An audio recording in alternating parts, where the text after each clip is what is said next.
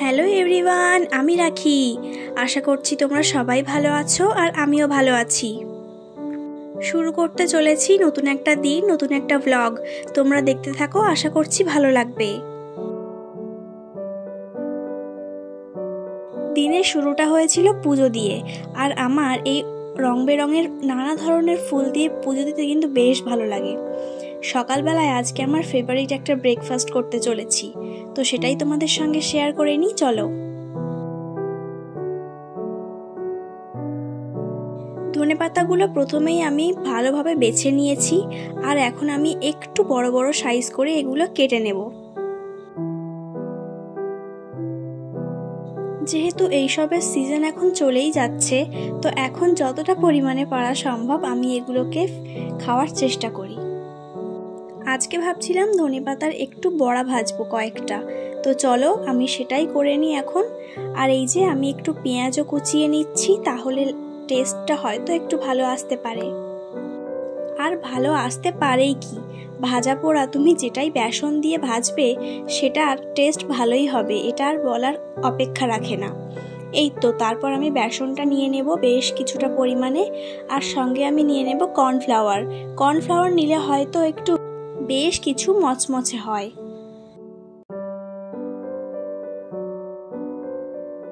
আমি না আগে কর্নফ্লাওয়ার কোনো কাজেই ইউজ করতাম না, বাট একবার বাড়িতে আনার পর থেকে এটার যে কত রকম রোল আছে রান্নায় সেটা আমি আনার পর বুঝতে পারছি।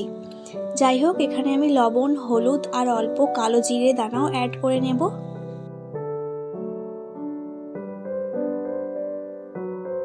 আর আমার এইসব ভাজা পোড়া ভাজতে ভাজতে এতটাই অভ্যাস হয়ে গিয়েছে, প্রথমে আমি যতটুকু জল দিয়েছিলাম একেবারে পারফেক্ট জল হয়েছে। বিশেষ করে আমি লঙ্কা দেওয়ার পরে হাত দিয়ে এরকমভাবে মাখি না কোনো কিছু। তো এই যে আমি লঙ্কা দিইনি এখনো পর্যন্ত, সেই জন্য আমি এটা হাত দিয়েই মেখে নিয়েছি, কারণ হাত দিয়ে মাখলেই মনে হয় আমার সব থেকে বেটার হয়। আর আমি অল্প একটু ব্যাটার এখানে নিয়ে নিয়েছি আর অল্প একটু রেখে দিয়েছি, ওটা দুপুরবেলায় করব। আর এই যে ধনিয়া পাতাটাও অল্প বেশ কিছুটা পরিমাণ নিয়ে নিচ্ছি, আমার যতটা দরকার হয়। লঙ্কা যদি তোমাদের কাটতে গিয়ে হাত জ্বালা করে তাহলে একটা ট্রিক বলে রাখি, এইরকম একটা কাঁচি দিয়ে কিন্তু তোমরা লঙ্কাগুলোকে কুচিয়ে নিতে পারো।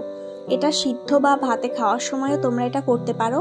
এর ক্ষেত্রে লঙ্কাটা একদমই হাতে লাগবে না আর তোমাদের হাতও জ্বালা করবে না।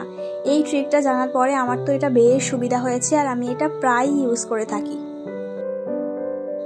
আমি চেষ্টা করি যত কম তেলে এই ভাজা পোড়াগুলো করা যায়, কিন্তু কি আর করবো বলো, ডুবো তেলের স্বাদই আলাদা। এই তো তারপর আমি নিয়ে এসেছি পান্তা ভাত। তোমরা অনেকেই হয়তো ভাববে যে পান্তা ভাত খাচ্ছে, অথচ পান্তা ভাতের জল কই। তো জলটা আমি বেশি নিইনি, জলটা আমি অল্পই নিয়েছি। জানি জলটা নিলে এর মজাটা আরো বেশি পাওয়া যায়, কিন্তু আজকে জানি না কেন আমি জলটা নিইনি। আর এই তো বেশ কিছুটা পান্তা ভাত, অল্প লবণ, কয়েকটা মুচমুচে করে ভাজা ধনিয়া পাতার বড়া আর একটা কাঁচা লঙ্কা। আজকের ব্রেকফাস্টটা তো আমার জমে গিয়েছিল জাস্ট। আর তারপরেই আমি চলে এলাম এই যে রান্না করতে দুপুরবেলার। আজকে আমি রান্না করেছিলাম সজনে ডাঁটা দিয়ে ডাল, আর এটা কিন্তু আমি ফার্স্ট টাইম ট্রাই করছিলাম। আর এটা খেতেও না জানো বেশ ভালো হয়েছে। গরমের সময় এইরকম সজনে ডাঁটা খাওয়া কিন্তু আমাদের শরীরের পক্ষে ভীষণ ভালো, কারণ আমি শুনেছি এই ডাঁটা নাকি শরীরটা অনেকটা ঠান্ডা রাখে। তো আমি প্রায়ই এই ডাঁটা খাওয়ার চেষ্টা করি কোনো না কোনোভাবে। আর ওদিকে আমি ভাতটাও বসিয়ে দিয়েছি। দুপুরবেলা খাওয়া দাওয়ার পর আমি এখানে চলে এসেছি আইসক্রিম বানাতে, প্রথমবার লাইফে। তো এখানে আমি সামগ্রীগুলোও নিয়ে নিয়েছি। লাগবে কিছুটা কর্নফ্লাওয়ার, কিছুটা গুঁড়ো দুধ, কিছু ড্রাই ফ্রুটস আর অল্প চিনি, একটু গুড় আমি নিয়েছি বাট ওটা আমি ইউজ করিনি, যাই হোক। আর নিয়েছি এক প্যাকেট দুধ। তোমরা এখানে যে কোনো ভালো গাঢ় দুধ ব্যবহার করতে পারবে। এই তো গ্যাসটা অন করে আমি এখানে দুধ জাল দেওয়ার যে আমাদের ছোট্ট গামলা আছে কিউট টাইপের, সেটা বসিয়ে দিয়েছি, কারণ এবার দুধটা জাল দিতে দিতে বেশ অনেকটাই আমাকে কমিয়ে আনতে হবে। আর বেশ অনেকক্ষণ, মানে ওই রকম মিনিমাম 15 মিনিট মতন তো আমাকে এটাকে জাল দিতেই হবে লো ফ্লেমে। দুধটা এখানে জাল দিতে দিতে আমি তোমাদেরকে বলে দিচ্ছি একটা জিনিস। আমি কিন্তু এখানে ড্রাই ফ্রুটসের শুধুমাত্র কাজু আর কিশমিশটা ইউজ করেছি। তোমরা কিশমিশটা চাইলে স্কিপ করতে পারো, আর কাজুটাও চাইলে স্কিপ করতে পারো, তোমাদের যার যে ড্রাই ফ্রুটস পছন্দ। এখানে তোমরা পেস্তা, আমন্ড এগুলো ইউজ করতে পারো। তো যার যেরকম ড্রাই ফ্রুটস পছন্দ তোমরা সেখানে সেরকম ড্রাই ফ্রুটস ইউজ করতে পারো। কিশমিশটা আমার যথেষ্ট পছন্দ, কাজুটাও তাই। আর পেস্তা আর আমন্ড আমার বাড়িতে এখন অ্যাভেলেবেল ছিল না, ওই কারণে আমি দিতে পারিনি, বাট তোমরা কিন্তু এগুলো দিতেই পারো।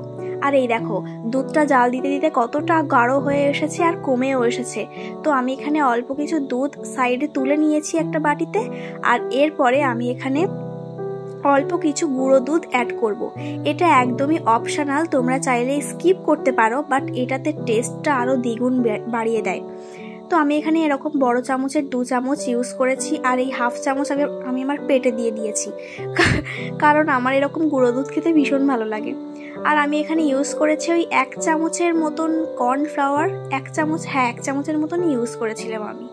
তো 1 চামচের মতন কর্নফ্লাওয়ার আমি এতে দিয়ে এটা ভালোভাবে মিক্স করে নেব। এখন মিক্স করতে একটু অসুবিধা হবে, বাট মিক্স করার পরে ছোট ছোট লাম্পস থাকলেও অসুবিধা নেই, কারণ পরে আমরা এটাকে ব্লেন্ডারে আবার ব্লেন্ড করব। তো এই তো আমি এখানে অল্প চিনি দিয়ে নিয়েছি, তোমরা যে যতটা মিষ্টি চাইছো তোমরা ততটা মিষ্টি দিয়ে দেবে, চিনিটা আর কি। গুড় এখানে আমি দিচ্ছি না, কারণ পরে আমার মনে হলো গুড়টা দিলে আমার টেস্টটা আরও খারাপ হয়ে যাবে। যাই হোক, আমি এখানে এবার ওই মিশ্রণটা অল্প অল্প করে অ্যাড করব। একেবারে একসঙ্গে অ্যাড না করাই ভালো, অল্প অল্প করে ঘাটবে আর অল্প অল্প করে অ্যাড করবে। এই সময় কিন্তু গ্যাসের ফ্লেমটা আমি হাই রেখেছিলাম, তোমরা লো টু মিডিয়াম রেখো, তাহলেই হবে। এই তো আমার এই পাশে হয়ে গিয়েছে, আর এটা আমি এবার রেখে দেবো ঠান্ডা করার জন্য। তো এখানে আমি ওরকম 1 ঘন্টার মতন রেখেছিলাম ঠান্ডা হতে দেওয়ার জন্য। আর এইবার আমি একটা ব্লেন্ডার এনে এখানে আমি এটাকে ভালোভাবে ব্লেন্ড করে নেব। দেখতেই পাচ্ছ কতটা গাঢ় হয়ে গিয়েছে এটা। আর এই তো বেশি ব্লেন্ড করার দরকার নেই, ওই 1-2 বার ঘোরালেই হয়ে যাবে জাস্ট। তো আমি এরপরে আর ক্লিপটা নিতে পারিনি, যে আমি যেগুলোই আমার আইসক্রিমের যে পাত্রগুলোই ঢালছিলাম। আর এই দেখো আমি এখানে 6 ঘন্টার মতন রেখেছি, আর আইসক্রিমটা কিন্তু সুন্দর জমে গেছে, খেতেও বেশ টেস্টি হয়েছিল। তোমরা বাড়িতে যারা ট্রাই করতে চাইছো এইভাবে ট্রাই করতে পারো, বাইরে থেকে না কিনে।